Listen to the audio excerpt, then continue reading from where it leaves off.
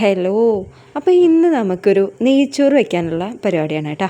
അപ്പോൾ നിങ്ങളെല്ലാവരുമായോ ഞാൻ നല്ലൊരു ഈസി ആയിട്ടുള്ള റെസിപ്പി പറഞ്ഞുതരാം. ഏതറിയാത്തവനും ഈ രീതിയിൽ ട്രൈ ചെയ്ത് കഴിഞ്ഞാൽ നല്ല അടിപൊളി നെയ്ച്ചോറ് ഉണ്ടാക്കാം. ഇതെൻ്റെ ഉപ്പാൻ്റെ റെസിപ്പിയാണ്. ഉപ്പ പറഞ്ഞു തന്നിട്ടുള്ള റെസിപ്പിയാണ്. അപ്പോൾ നമ്മളൊരു വായവട്ടം കുറഞ്ഞിട്ടുള്ളൊരു പാത്രം എടുക്കുക.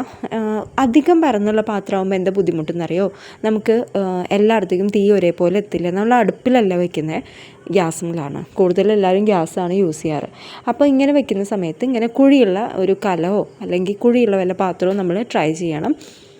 എന്നിട്ട് അതിലേക്ക് ഒരു 2 ടീസ്പൂണ് RKG, ഒരു 2 ടീസ്പൂണ് ഓയിൽ, ഓപ്ഷനാണ്, ഓയിൽ ചേർക്കാൻ നിർബന്ധമില്ല. പിന്നെ വേണ്ടത് 2 ടീസ്പൂണ് ഡാൽഡ.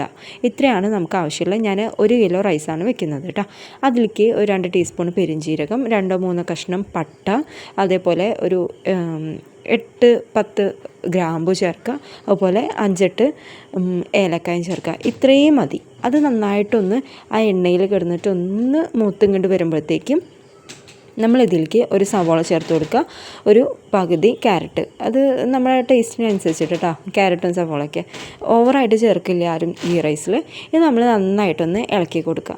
ഇത് അധികം മൊരിഞ്ഞിട്ടോ ഗോൾഡൻ ബ്രൗണോ ഒന്നും ആവണ്ട. പക്ഷേ ഈ ഉള്ളി ഉണ്ടല്ലോ, ജസ്റ്റ് ഒന്ന് നമ്മൾ ഗോൾഡനായിട്ട് വരുന്നവരെ ആ എണ്ണയിലിട്ടിട്ട് ജസ്റ്റ് നമ്മളൊന്ന് മീഡിയം ഫ്ലെയിമിൽ ഫ്രൈ ചെയ്തെടുക്കുക. എന്നിട്ട് നമ്മൾ ഏത് പാത്രത്തിലാണോ അരി എടുത്തത് ആ പാത്രത്തിന് 1/4 പാത്രം വെള്ളം ഒഴിച്ചു കൊടുക്കുക. 2 പാത്രത്തിൻ്റെ ആവശ്യമില്ല. 1 ഗ്ലാസ് അരിക്ക് 2 ഗ്ലാസ് വെള്ളം നമ്മൾ അടുപ്പത്ത് വെക്കുമ്പോഴാണ് ചെയ്യുക. വിറകടുപ്പിൽ വയ്ക്കുമ്പോൾ 2-2.25 ഒഴിക്കാം. നമ്മുടെ വിറകടുപ്പിലാണെങ്കിൽ, നമ്മൾ ഗ്യാസിലാണ് ഉണ്ടാക്കുന്നതെന്നുണ്ടെങ്കിൽ 1 ഗ്ലാസ് അരിക്ക് 1/4 ഗ്ലാസ് വെള്ളം ഒഴിക്കാം. ആ വെള്ളം ചൂടുവെള്ളം ഒഴിച്ചു കൊടുക്കുകയാണ് നല്ലത്, കാരണം പെട്ടെന്ന് തിളച്ച് വരും. അത് തിളച്ച് വരുമ്പോഴത്തേക്കും നമ്മൾ അരമണിക്കൂർ സോക്ക് ചെയ്ത് വെച്ചിട്ടുള്ള അരി, ഞാൻ കൂടുതലും ജീരകശാല അല്ലെങ്കിൽ UTC അരിയാണ് യൂസ് ചെയ്യാറ്. നെയ്ച്ചോറാണെങ്കിലും ബിരിയാണി ആണെങ്കിലും ജീരകശാലയുടെ ഗീ റൈസിൻ്റെ റൈസ് കിട്ടും, അതാണ് ഏറ്റവും ബെറ്റർ. അരമണിക്കൂർ കുതിർത്ത് വെള്ളം വാർത്ത് വെച്ച് വെള്ളം തിളച്ച് തുടങ്ങുമ്പോൾ തന്നെ നമ്മൾ അരിയിട്ട് കൊടുക്കണം. അധികം തിളച്ച് മറിയാതെ നിന്നാൽ വെള്ളത്തിൻ്റെ അളവ് കുറയാണ് ചെയ്യുന്നത്. വെള്ളം തിളച്ച് വരുമ്പോൾ തന്നെ നമ്മൾ അരിയിട്ട് കൊടുക്കാം. ആവശ്യത്തിന് ഉപ്പും കൂടി നോക്കിയിട്ട് ഇടാം കേട്ടോ. അരി ഇട്ടതിന് ശേഷം നമ്മൾ ശ്രദ്ധിക്കേണ്ടത്, ഒരു ചെറിയ ചെറുനാരങ്ങ ഒരെണ്ണോ അല്ലെങ്കിൽ പകുതിയോ, ഒരു 2-3 ടേബിൾ സ്പൂൺ നീരുണ്ടാവണം. അത് നമ്മൾ കുരുവില്ലാണ്ട് പിഴിഞ്ഞ് ഒഴിക്കുക. അരി ഒട്ടാണ്ടിരിക്കാൻ വേണ്ടിയിട്ടാണ് ഇങ്ങനെ ചെയ്യുന്നത് കേട്ടോ. എന്നിട്ട് നമ്മളിത് അടച്ച് വയ്ക്കുക. ഹൈ ഫ്ലെയിമിൽ ഒരു 3 മിനിറ്റ് ഇട്ടിട്ട് ഇതേപോലെ നന്നായി ഒന്ന് തിളയ്ക്കുക. ഇപ്പോൾ അരിയും വെള്ളവും ഏകദേശം ഒപ്പായിട്ടാണ് നിൽക്കുന്നത്. 3 മിനിറ്റ് നമ്മൾ തിളപ്പിച്ചാൽ മതി ഹൈ ഫ്ലെയിമിൽ. അതിനപ്പുറം പോയി കഴിഞ്ഞാൽ വെള്ളം വറ്റും കേട്ടോ, അപ്പോൾ കണക്ക് ശരിയാവില്ല.